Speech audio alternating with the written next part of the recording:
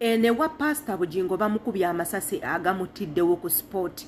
Ono nno yakubiddwa enkya y'olwaleero. Wetwogerera Suzan Makula ali mu Maziga akaaba ate nga Pastor Bugingo ali mu ddwaliro apoocha yeetaaga ssaala zammwe. Yadde nga kiri bwe kityo Abannayuganda zino ensonga baziganye era mugenda kwewulirirako mu butambi nga bamugamba kano koobaze kaganye tetugenda kukkiririzaamu. Wabula ne wabaayo abatugamba nti ekireetedde Pastor Bugingo okukola bino byonna nti nno bamubanja Pentagon igwe okirowoozaako ki agenda okulaba obutambi buno. Njagala okubajjukiza nti bino ebigambo si byange, bigenda kubeera bigambo bya kinnoomu nga bwe mugenda okuwulira obutambi buno eno era n'endowooza y'abantu eri ki ku nsonga nga zino eno. Wano we tubagambira nti we mubanga muyina ku ddoboozi abantu abamu abakwata kamera ne zibatunulamu ne mubaako ebintu bye mwogera eri eggwanga, mwegenderezanga nnyo obutakosa mitima gy'abantu era mwegenderezanga nnyo butasiga bukyayi mu mitima gy'abantu lwansonga ebintu nga bino eno ebiri serious biyinza okutuukako mu bulamu abantu ne baluyita olusaago,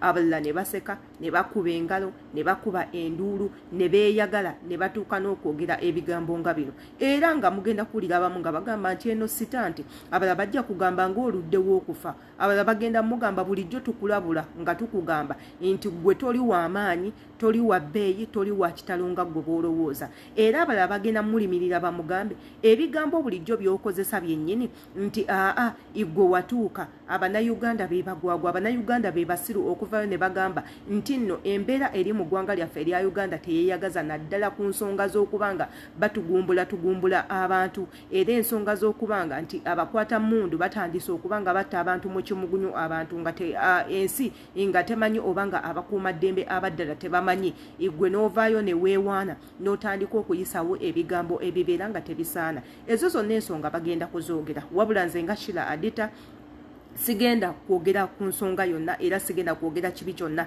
kikwatagana kweno nsonga lwansonga tuli ku bulamu bwa muntu bwe tuli mu kuzanyirako. However, omuntu oyinza okuba nga tokkiriziganya naye ng'ebintu byakola tebikunyumira, ebintu byayogera tebikunyumira, nga yakutamaatamadda osalawo ekintu kimu.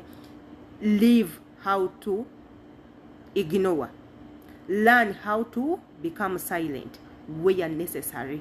Si buli nsonga yonna nti ffe tulina okugyogerako naddala ensonga ng'erimu obulamu, ensonga erimu ebintu by'okufa, ono bagezezzaako okumutta, ono bagezezzaako omutuga, ono abantu bamukubya amasasi yadde omuntu oyo abeera mubi ekyenkanawa. Osirika lwansonga tomanya byandibanga bituufu ate okukwoyita okusaaga eriyinza okubanga essanyu lyo nti omuntu oyo agenda vaawo ate bangi nnyo ne bakaabiramu amaziga. Yenze Shila Adita woba osubscribinze ku YouTube channel yaffe obutambi bwe buto oyinza obutabusubwa kwata kade ate era tusaba endowooza yo obiringa okomentinga. Katugendeko mu butambi buno eno tubulabe ate era tubiringa tukomawo. Pastor Bugingo bw'obanga ogenda okukola stunt fubanga okulaba nti stunt zino muzirehasinga n'ofuna director omulungi ate bw'obanga ogenda kola stunt fubanga okulaba nti totya kulumya. Bw'obanga ogenda kola stunt ey'amaanyi ng'eno kkiriza bakulumye so that ebeere luliyo ate naffe abagenda ogiraba etunyumire. Njagala mutunulire events z'abantu abakubiddwako ku masasi oba ababadde assassinated abo abasimatus assassination nti bw'oba batunulidde mu kubreakinga wana amawulire omuntu nga bamukubya amasasi baga breakinga ne goba kubya amasasi akyali ku scene ono baga breakinze ali mu intensive care unit nga waliwo agatuwe no ku Facebook nga live score z'omupiira nti kati guliyemwemu gashumba n'atoteerayo muba mukubye. Tewaliwo ku mulembe guneeno ogw'amasimu tetuyinaawo kafaananyi kalala, tuyinaawo akafaananyi aka omuntu nga bamukubye amasasi abantu bonna Bannayuganda basooka ne bakuŋŋaanira wawe gavugidde. Wano wote waliwo bakuŋŋaanyi simanyi oba emmundu ezamulumbi ezabadde za silence ate tuyinaawo akafaananyi aka.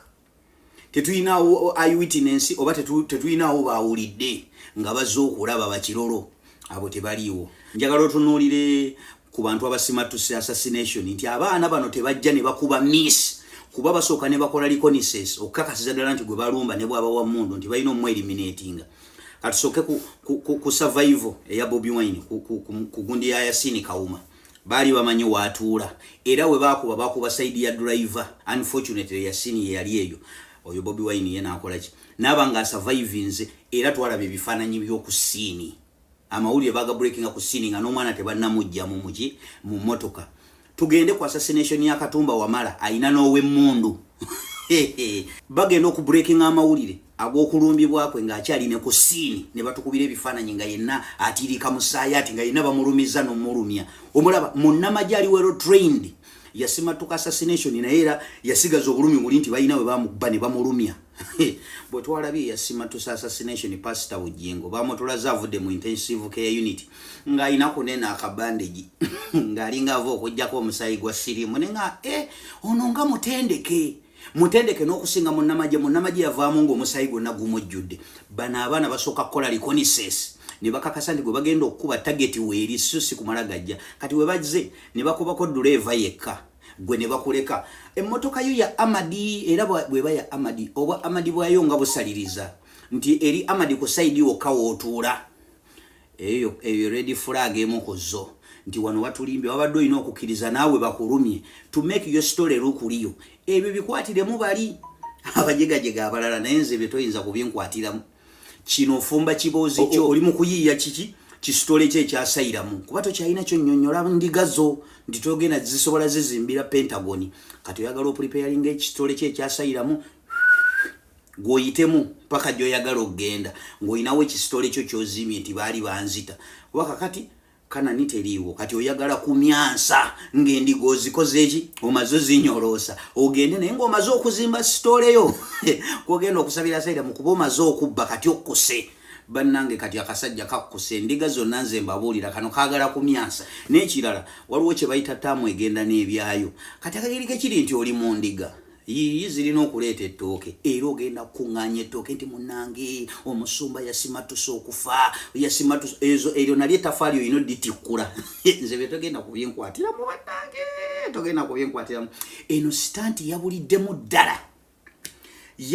ddala olulala osookanga n'otuula ate mwagala okukola sitanti ate temwagala kukola lihaaso gwe byo byolaba ebigundi byo bigatta nga waliwo atu updates kakati njogeddeko naye ali mu ddwaliro akafaananyi ka siini tulina kamu wenna omema bumemi oti mu kasaatiko mu intensive care unit ng'ovuddewo n'akabandegiiko wano naye bannange Uganda eno buli omu avaayo ayagala kutusiriwalirako busiriwalize ayagala kumyansa takyalina kyagamba ndiga sente zonna nga bwazikuŋŋaanyiza kati ayagala kuyitamu gy'anaasaba asayiramu ayagala agende ne sitoola enywevu bw'ayitamu n'akasente so endiga nze mbabikidde bukyali ono abateerere kati asombyeko kyasombye takyalina ansa ayagala kumyansa misinde musajja ono engeri gye yasurvivinzemu assassination nze nyini taliiko yadde akanoobule n'aka Katumba wamala yasimattuka nga mwali mu mmotoka yavaamu n'ebisago ono ayina katuli kampiso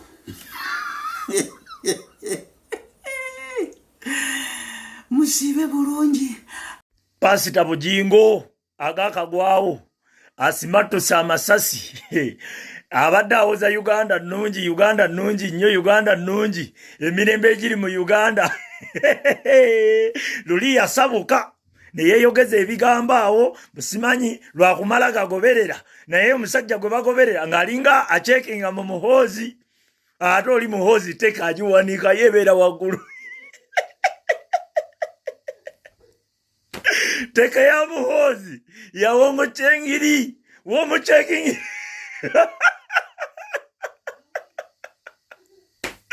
kati asimatusa amasasi olabye bw'obadde ofudde Bugingo okirabye tukugamba tutereeze eggwanga lyaffe otwasamira ogamba abantu abakugoberera nti Uganda erimu emirembe mingi nnyo kati giriwa Bugingo emirembe giriwa wabadde oyasama nze nakuwulira ne nga ako Bugingo k'oyasamye kakusimatuse babadde bakugjewo gasiya buloolo obutambi obwo ndowooza mubuwuliriza bulungi eyo y'emu ku ndowooza y'Abannayuganda era Abannayuganda abalina obusungu ku Pastor Bugingo olw'ebintu byazze ng'akolaakola ebintu byazze ng'ayogera abantu bakaaba ye yeewaana avuddeyo okulwanira eddembe ly'abantu ate ye bw'asongamu engalo n'ebintu ebirala. So abannayuganda singa bino ebintu tubimanyi, okusiga obukyayi mu bantu tekirina kye kiyamba. Osobola okutuukako ekizibu in one way or the other, abantu nga tebaagala kumanya. Ndowooza muzze mulaba bannayuganda bangi nnyo abamanya abazenga battibwa mu ggwanga lyaffe Uganda, abala ne bava ne bakola obutambi ne basanyuka ne bakola obuvidiyo nga bazina nga balaga oba gwofa ofe toyina makulu. After all obadde ng'olaba bannayuganda banno nga battibwa nga gw'oli musanyu. So wano we tugambira abantu nti bannange mwegenderezanga nnyo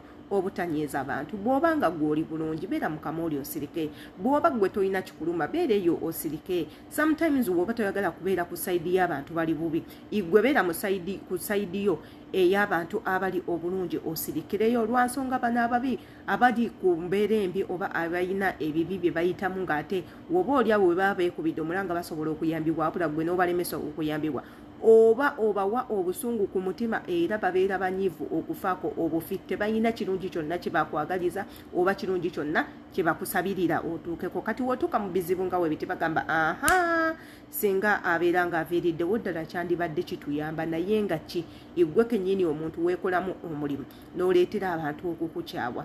Nze ku kyalo kye nzaalibwa twalinakokko omusajja nga mugagga bifeekeera okufaako obufi. Omusajja oli nga mugagga naye nga taagala na muntu akwata ku geeti yadde n'omulundi n'ogumu. Geeti ye ebeera nzigale 24 hours, wabula ne bwakusanga ng'olina w'oyimiridde oba oli ku ssimu oba ozanyirawo agenda kuyitira magye ge gagenda okukuggyawo. Omusajja oyo nga beeyisa bubi n'abaana be ne mukazi we olw'okuba nga baatuuka nga ne bw'aba bayina ekintu ekyamakulu ennyo tasobola kugamba nti kampite bannakyalo olw'okuba yakimanyi yatuuka. Naye Katonda yagenda n'amukuba omuggo. Omusajja oyo n'afiirwa mukazi we. Omusajja oyo mukazi we n'afa. Omusajja yaggula geeti abantu bayingire bajje bamusaasire, wabulawo omuntu yenna ku kyalo ayingira amaka g'oyo omusajja. Buli omu yalinga ayitawo buyisi. Lwaki?